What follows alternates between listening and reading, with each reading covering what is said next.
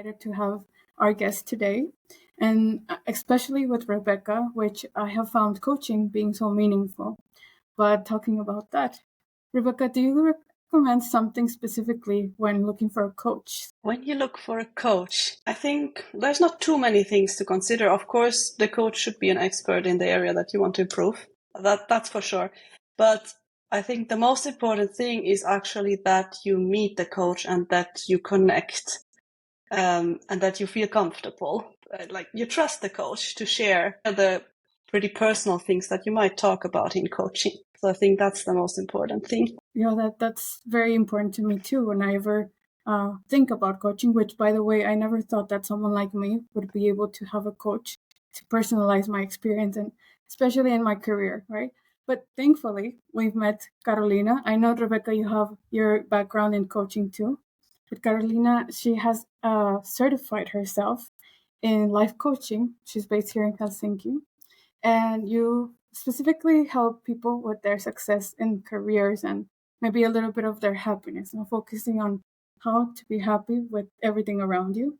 And well, I can share a little bit about you before you want to tell us a little bit about yourself, which is that besides coaching, you've also been a recruiter and been in diverse business roles, which is very interesting for me. I would like to know more about that. But what is most interesting, I guess, for the audience is that you weren't born here in Finland, and maybe your last name could be something like, oh, maybe she's Finnish, but you're actually from Poland and you've been here since 2017. Is that correct, Karolina? I'm actually from Czech Republic, so right next door. But yeah, my name, also my first name, it now happens to me quite often that people assume I'm Finnish, which I'm not. Nice to have you here, and thank you for correcting me about that. I guess it's also the information out there. And I guess I would like to start off by getting to know you a little bit more. We understand that moving to Finland can have like many different aspects to why, but maybe I want to have this conversation on why did you stay? That's a really good question, and a question that I ask myself very often. But I somehow knew that even though the beginning was really challenging for me, that I would eventually get to a place where I would be really happy in Finland, which happened. It took some time, but I'm really grateful that I stayed. I don't actually know why. There was no deliberate decision. I just kept going, and now I can't really imagine living anywhere else. I'm really happy here. So even though the first years can be challenging, at least in my case, it was really worth it. Yeah, Karolina, we are both, well, a little bit from the coaching field. You, of course, made it your full-time business. So, and you focus on coaching people to be more successful in their careers, or in general, you focus on careers in your coaching. So what are some common struggles that you see with people? Why do people come to you? Most common problem that people approach me with is that they don't actually know what they want to do. And I think that right now there is actually very good support system for job seekers in Finland. There are many different services, many different people who are talking about the topic. But to be able to use all these services really well and succeed, you actually need to know what you want to do as a job.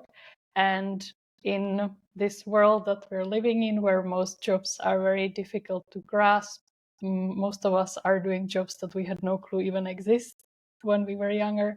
It can be really difficult to find the right path. Also, we have so many opportunities, but it can sometimes feel very overwhelming because if you can only choose one path, that can be very limiting. So often people feel very lost in what would be the right thing for them, what would make them happy, but also would provide well for their life.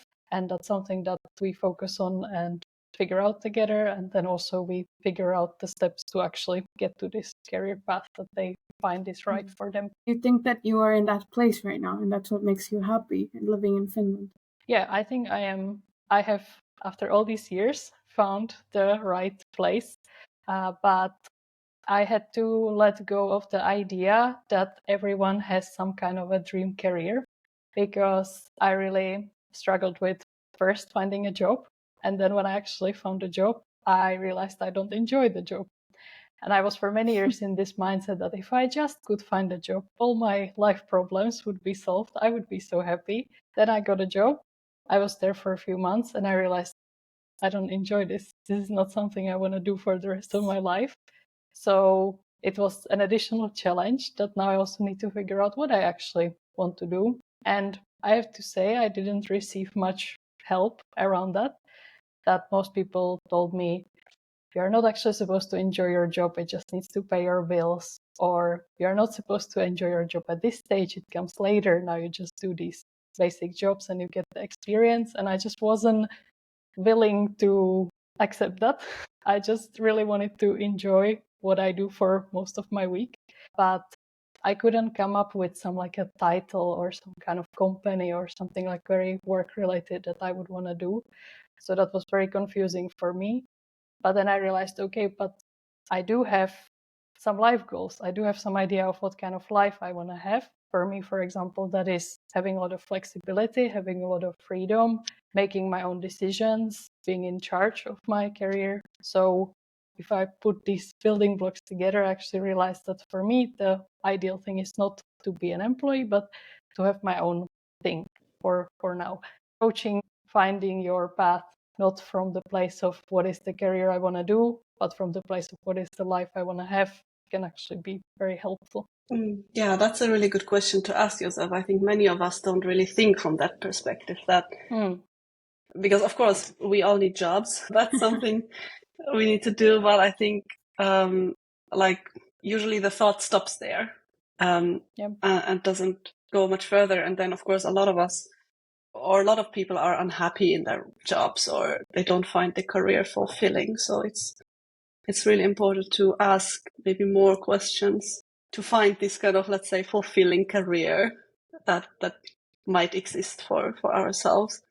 Can you walk us through that a little bit, Karolina? Like, how does it actually work? How can I, for example, I myself, how can I find out what my goals are and where I want to go, like you did? Because it feels a little bit abstract for me now. So how can I reach to that conclusion? What is my goal? So I think first it's important to figure out if you're the kind of person who has really like career goals or someone who has life goals, and you would use the career as a tool to get there.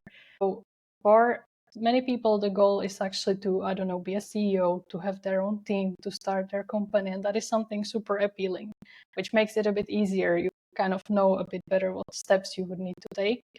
But if none of this sounds appealing or like the right thing for you, then maybe you're someone for whom job is not the most important thing in your life, and you have goals maybe related to your family, maybe related to the place where you live, maybe related to your hobbies. And then you can think that, okay, eventually, maybe in 10, 20 years, what kind of life do I want to live?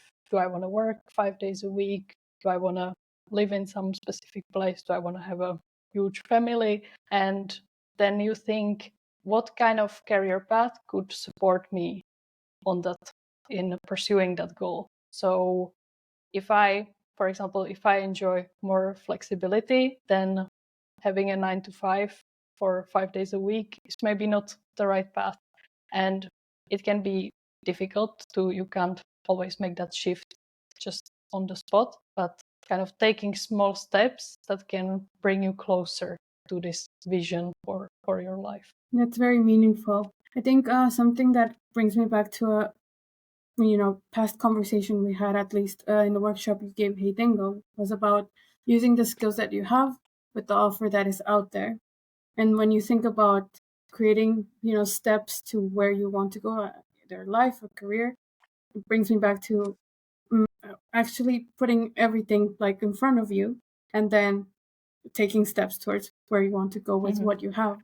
But in the situation we have right now in Finland, is there something that comes very frequently to you and that you have to coach on that you could share a little bit about your experience? Well, with the situation, it's not just in Finland, but overall in the world. I think with COVID, what that changed for a lot of people was that they stopped having some long-term plans. That because it was such a big disruption for a lot of people, and it killed a lot of people's goals or dreams in some way or another, then many people just thought that, okay, the best approach is to just go take it day by day and see what happens and not have any plans or goals, because then I'm setting myself up for a potential disappointment. And I completely understand this. It is very rational. But what I see with so many job seekers in Finland is this extreme short-term focus, that they only focus on the next job they will have or on getting a job. And then so often they unfortunately end up in a similar situation like me, that then they don't actually like the job. And it's very crushing to realize that what you thought is the ultimate goal is just the beginning. You need to then start figuring out where you grow from the job, about promotions, about your next steps, about new skills you need to learn. And also people who are working, most of them only focus on the next immediate promotion and don't think, okay, and what next? What comes after that? So this kind of short-term focus is something that I see many people have, and I see that it can really damage your career journey, unfortunately. That's actually a super interesting aspect, I think. And I'm curious, what do you recommend, Karolina? Because of course, we all have to pay the bills. We all need some way to sustain ourselves. If I'm in that situation that I really need a job because I need to pay the bills or I need to extend my permit to stay in Finland. So if I'm in this kind of, let's say, dire situation, what do you recommend if I still want to kind of pursue goals, but I have these immediate needs? What, from your point of view, what is good to do then? Well, of course, you need to focus on the next immediate steps, but you have some kind of a bigger vision behind it, why you're doing it. Because when you are a job seeker, it's not really pleasant activity to just sit at home and send applications. And it can be so hard to find the motivation to send an application number 100 when you're really worried that it will be another rejection. And if you are really focused always only on this job and only on this one application, then once you get the rejection, it crushes you a lot. But if you keep that long-term vision that, okay, you want to stay in Finland so that your family can live here with you, your family can have a nice life, you can make it. There are people like you who made it, so why couldn't you? It's much easier to take these smaller steps to send this 100th application when you know in the bigger picture why you're actually doing it. And something that also comes up to me in my daily inboxes and emails and with my talents at Hey Dingo is that most of the time when thinking about the big picture, like you said, it can be scary. So we focus on the short term. But what would you recommend when probably the options in your career, so maybe I'm in marketing, are not so, there's not so many options. And I'm trying to start seeing maybe another type of career where there might be more, maybe in tech, maybe in another role, but I'm not so skilled and I don't know how to start taking those steps. I think that's a very common situation that often when, for example, I would be a marketing professional, I definitely am not, and I can sense that there are not so many jobs. I can think that the grass is greener in some other field. Someone tells me that, hey, but do you know that software developers get a lot of jobs? And you need to be so careful with this information because yes, it's true. Experienced software developers find it quite easy to find jobs. But we now have so many junior developers who find it exactly as difficult to find jobs as marketers do.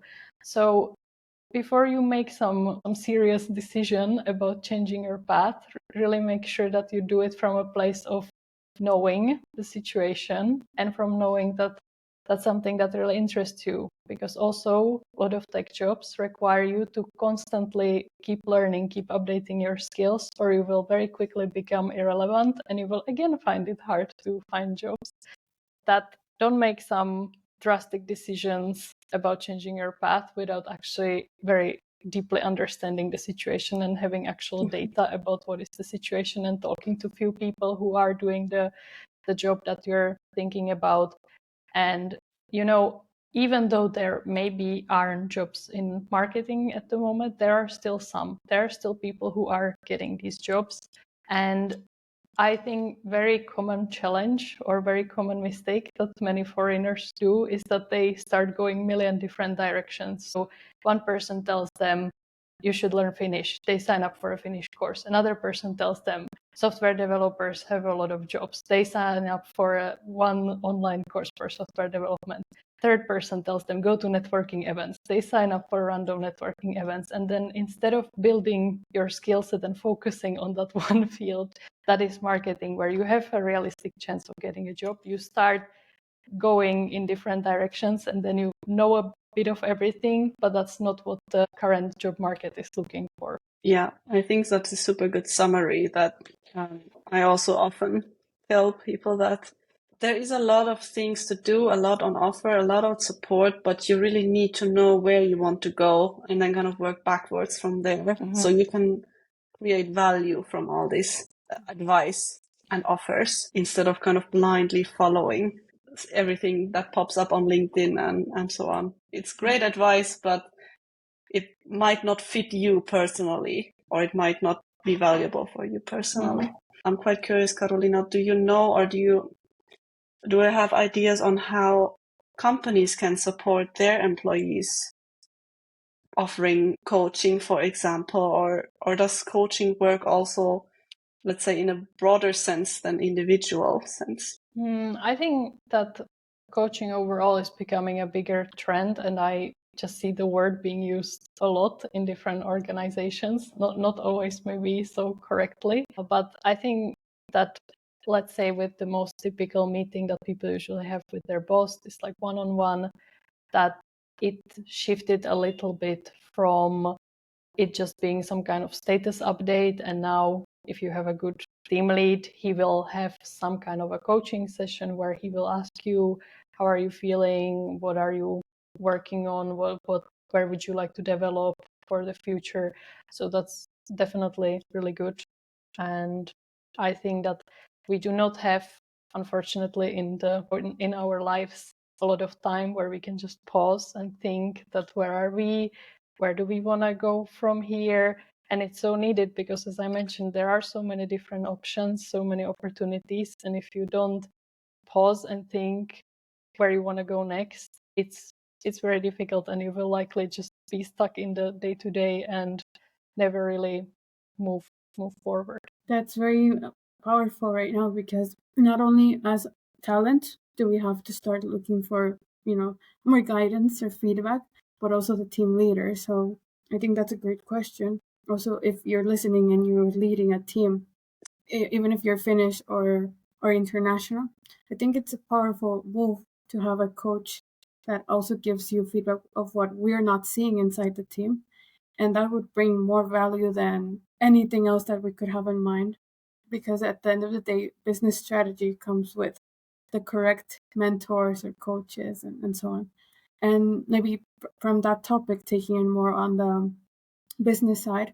So you've become a freelancer. Am I correct on that side?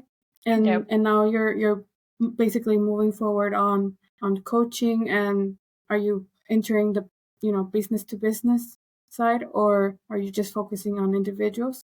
This is really important for me, because I've had mentors and coaches in this recent year. And when you look at the bigger picture, as mentioned, not only personally but also in business, how do you approach these topics? Or is it difficult to say you are wrong to people that are in business? Or what do you think about this? I somehow from the very beginning only considered working with individuals, so not working like with B2B clients, like that a company would kind of contract me to be a coach for their employees. Many people have suggested that to me, but I just cannot shake the feeling that then I wouldn't be there like fully just for the agenda of the person, but because of who pays the bill, I would maybe feel obliged to also consider the organization, and it would be very difficult for me if I would genuinely believe that the best option for this person is to leave this company, or if that would be their genuine wish to support them in that decision, even though I might upset my kind of employer. So I feel like that by working with people directly, that's the only way for me to be genuine and to really offer what's best for them. And when I see some maybe mistaken opinion, especially about the job market, like there are no jobs in this and there are so many more jobs in that, I will of course point that out if I think it's in the best service of the client. It's not about arguing who's right and who's wrong, but it's about thinking about giving them the best information they could have so that they can make the right decisions about their careers. I think great that you figured that out for yourself. So you have your path and your goal actually there. Going back a little bit to the individual or maybe to coaching on a more general level, because I think it's still quite a mystery for many people. Something that, rich people do or CEOs do that costs a lot of money and is a lot of talking with maybe people are not sure what they can get out of it or why they should do that. So can you walk us a little bit through how does it look like when let's say I want you as my coach and we work together. So what does the process look like? What do we go through together and how does it work? Mm-hmm. So that would really depend on what is your current situation and more importantly, what are your goals and if you have goals or if we need to figure that out. So I would first meet with you, get to know your dreams and wishes in life and in career. And then because I have done this work for quite some time, I already know what kind of steps we would need to take to actually get there. So I would prepare kind of a plan for us, what we will go through in our sessions. And then in the sessions themselves, yes, it's a lot of talking, but it's mainly the client is mainly talking and I am just asking. I am offering a different perspective. I am forcing you to see your situation from a side that you maybe haven't considered. And I think that often when we think about our careers and our goals, we kind of ask ourselves a lot of questions like, but what do I do? What if this happens? What if that? But we don't actually answer them. We just let them sit in our brain and confuse us. And the point of the session is to, okay, let's look at it. Like, what will you do? What if this happens? So that you become more resourceful and more also skilled in managing your brain and your thoughts, because that's often our biggest challenge. That's again, I think everything said here is very interesting. And I'm hoping that the audience is actually taking notes and thinking like, okay, that's something that I have done and that I should start going back to. I'm a person that also takes a lot of notes, maybe journals sometimes, not always. I should make it more consistent. But the only thing I don't do is go back to the notes that I've taken. And I think that's something that maybe coaches or mentors have helped me realize, like, it's a lot of note taking, it's a lot of minutes written down, sending it to everyone, but at what point do you stop and see and read what you have done, achieved, and where are you going next after everything, of course, done? Is there something in your day-to-day, in your work, that maybe that has been the worst experience for you and working with that situation that you can share with us and say, this happened and this is how we move forward, or some story there that happened to you? Yeah, I think that well, as a new business, it's not always so predictable and so smooth, and I have been in situations when I had 0 clients, so no money coming in. And then it's actually very similar. I've been seeing so many metaphors between like job seeking and having a business, that when you're in that situation, when you don't know what you will do in a month, and when you feel so discouraged to send another application because what if it's going to be another no? But that's exactly where the hindsight comes in, that okay, I can sit here and feel sorry for myself. I'll probably do that for some time because I'm not a robot, but then I need to remember, okay, what am I doing? Why am I doing this? Why is it worth to keep going? Have I really genuinely, do I feel like I've tried everything and that I worked super hard, or is there something I can still try differently? And so far I've been always able to get out of that situation and find new people. But if I had this like very short-term focus, and every single potential client who tells me no, I'm not interested, would super much crush me and I would need weeks to recover from that. It would be very difficult. I would make very slow progress, and it just is not worth the time wasted on that. Yeah, it's good that you're able to do that. Actually, I have two questions because I had one in mind and now I thought of one that I wanted to ask from the. Is there any technique or tool that you can recommend, like to deal with these kind of setbacks? And you said, I don't let it crush me. I move on. So, but if for example, someone has a problem to deal with rejections, to move on from that, so what can you recommend for them?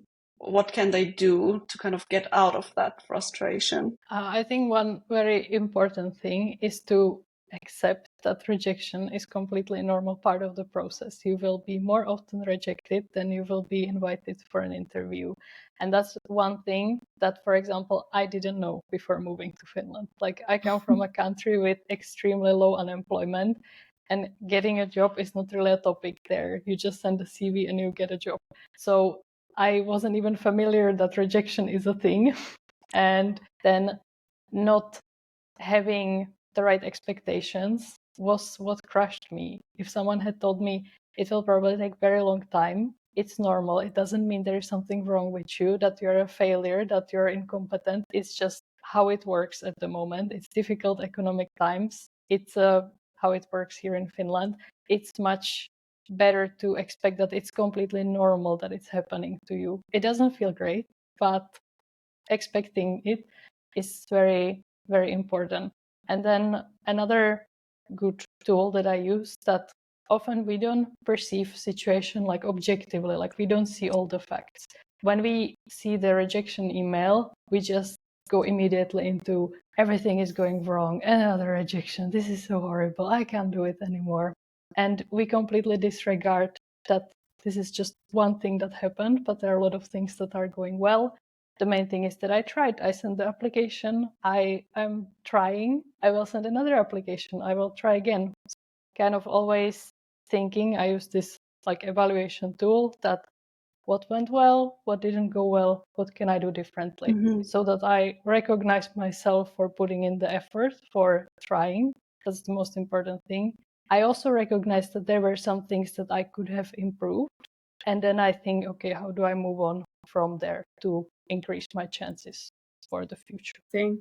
It reminded me of a mentor I had when before moving to Finland, and his approach to me looking for work here in Finland was, if you get rejected, say, I didn't want to work with you anyway, and keep moving. Don't get stuck.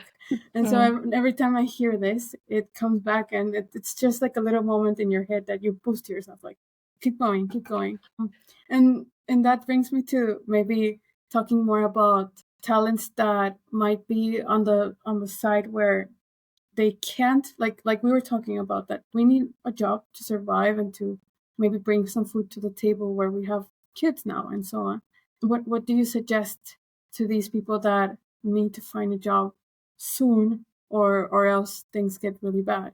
There's situations like that nowadays, but what do you think? I think this is like something that I am fortunate enough that I've never been in this kind of situation, and it's very hard for me to relate. And I am really sad that there are these situations and that they are not even that uncommon. But still, like, I feel like that if we approach things with this, like, I have to, like this, like that we create for ourselves like extreme pressure, it doesn't help us at all. It actually makes it very difficult, because we approach everything with such a heavy mindset, and we approach things a bit like out of despair. And I know that that can sometimes be very valid way, but the sad thing is that, you know, employers, when they see that in an interview, it's somehow very off-putting. Like, looking for a job is a bit like looking for a partner,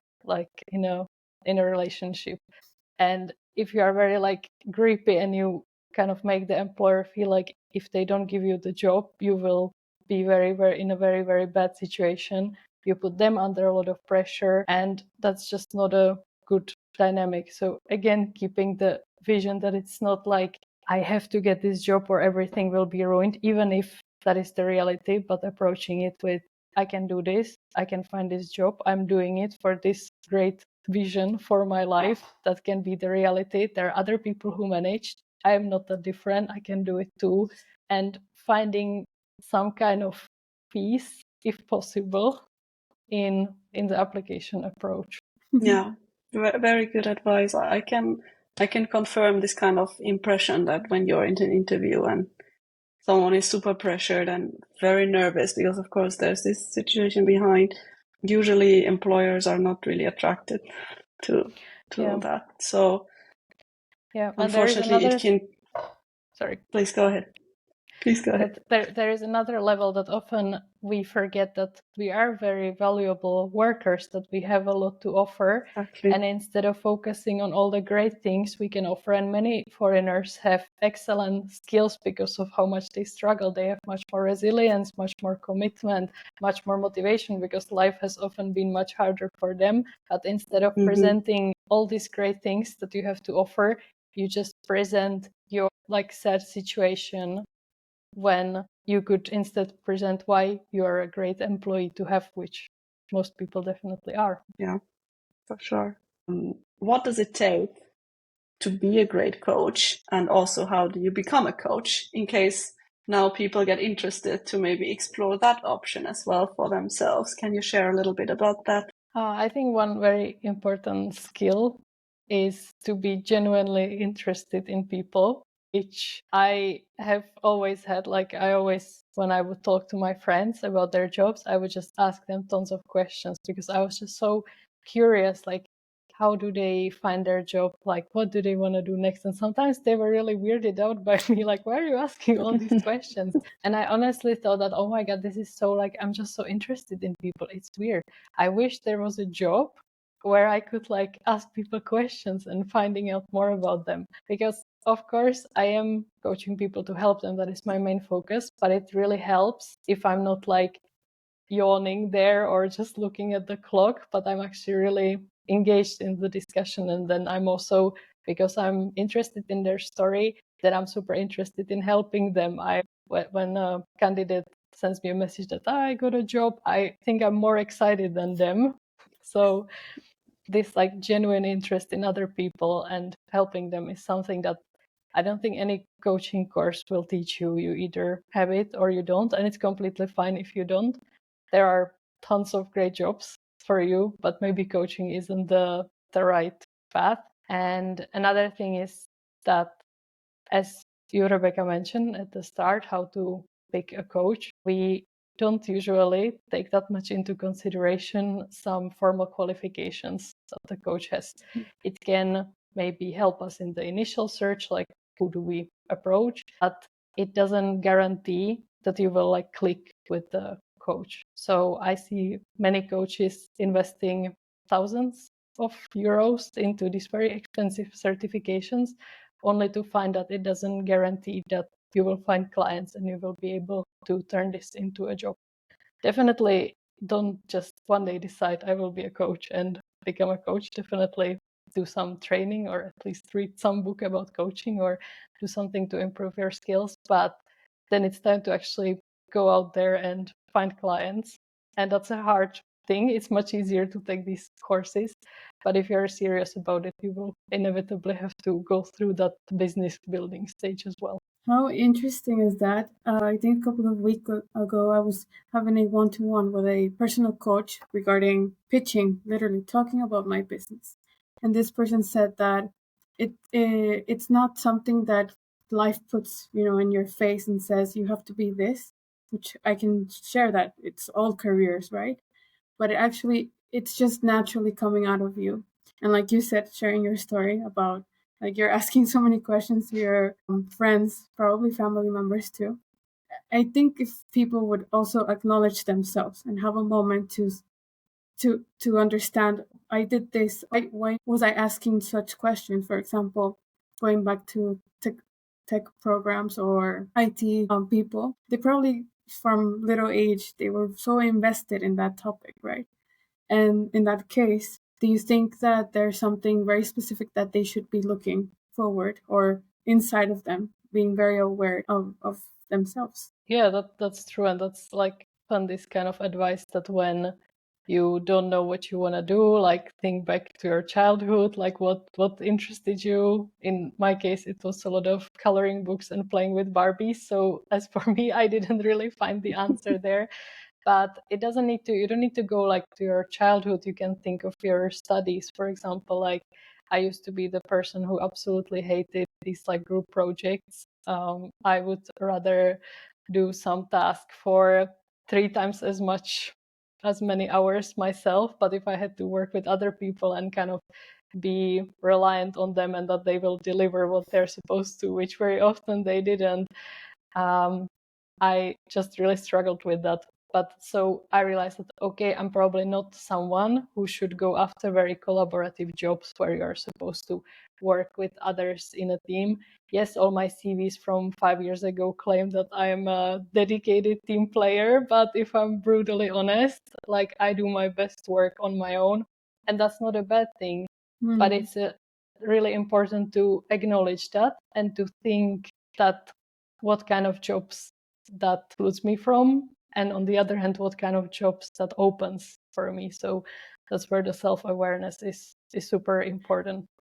Well, I have a personal question. Let me know if it's too personal. What are your goals? Where do you want to go from here? That now you kind of settled and you found your dream career. What are your goals from here? So I'm exactly the kind of person who doesn't have like career-related goals. I have very much life-related goals. Right now, I'm expecting my first child, and that, of course, Congratulations! Thank you. That, of course, changes some plans a little bit. But now I also think that, okay, I really want to have even more flexibility in my work because there will be another human to take care of, and the human will stay around for quite a while. So I need to figure out a way to make it work. And even though flexibility was one thing that was very important for me to choose this path, it's still very much dependent on me being fully present for an hour at a certain place at a certain time for my clients. And I'm afraid I will not be able to do that quite soon. So I need to again figure out different ways how I can help people without having to be physically or online present. So my main goal right now is that I'm working on a series of online courses for people, which I'm super excited about because it will be more accessible also financially to more people. And it's something, because I often find myself repeating the same things, that I can just share with the world. So that's what I'm now working on. That's one of my big goals and something that I would also want to develop in the future. Amazing. Can't wait for that to be released. It's Yeah, me neither. Now it feels like it will still take a lot of work and a lot of time, but I am making it as public as I can so that there is this accountability from people around me. It's part of the process, and something that I constantly hear from coaches, where life can also get involved with business opportunities. And I think the best thing that we can do as human beings is create possibilities for ourselves. So you're finding other ways and options for you. And congratulations again. We were talking behind the scenes a little bit about this and how some things just become more important at the end of the day. So it's good, but it also becomes motivational. I guess I'm also talking in the perspective of a woman.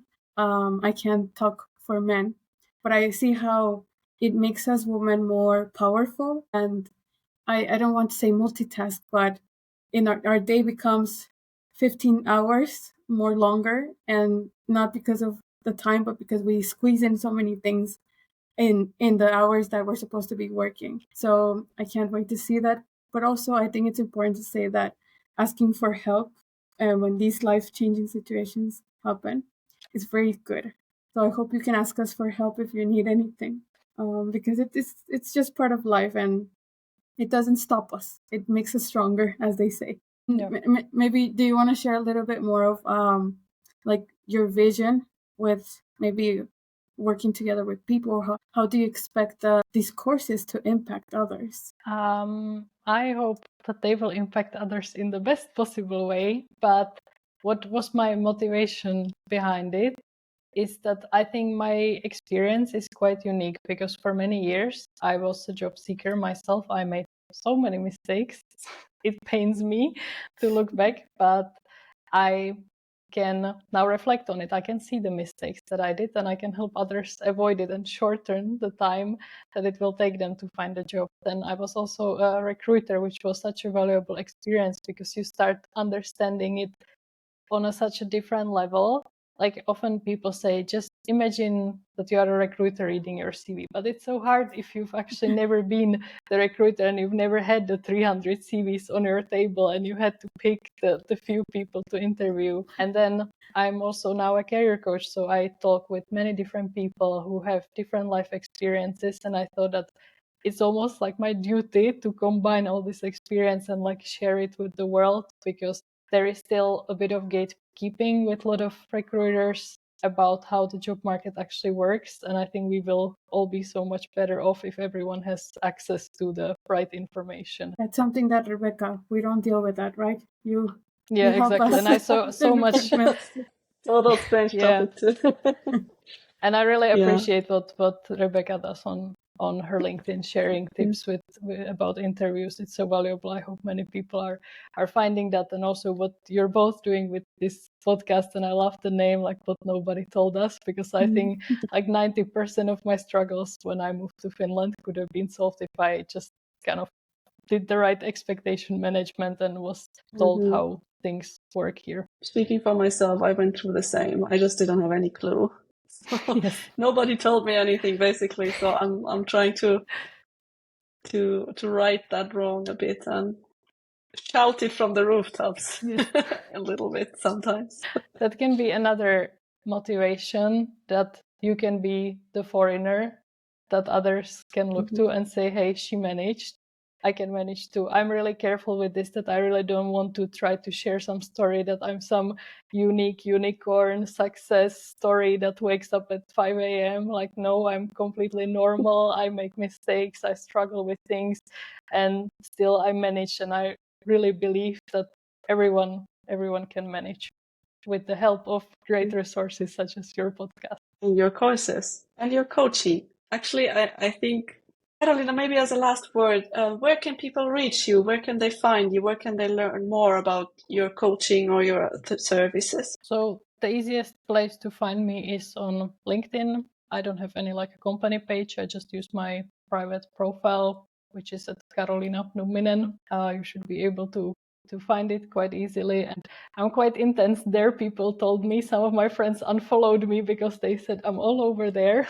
But if you want to get some tips on getting jobs and progressing in your career, I post there quite often. And I'm also very interested in other people, as I mentioned, and I reach out to different people in my network. So if you connect with me, don't be freaked out if I reach out to you and want to talk to you about your career and your life. Karolina, I think you also have a really great newsletter that you didn't mention at all. I find it very valuable. That's very nice of you to remind. I don't even think about it, but you can find it from my website, which is just Karolina Numminen, so my name.com. And there, if you scroll a little bit, it will pop out my newsletter. Yeah. Well, do check it out under the YouTube description or on Spotify too. Thank you very much, Karolina, Rebekka. This was wonderful and very insightful for everyone. I hope that people take notes and let us know if there's anything else you want to ask Karolina about what nobody told her. Thank you. Thank you so much, Karolina. Thank you.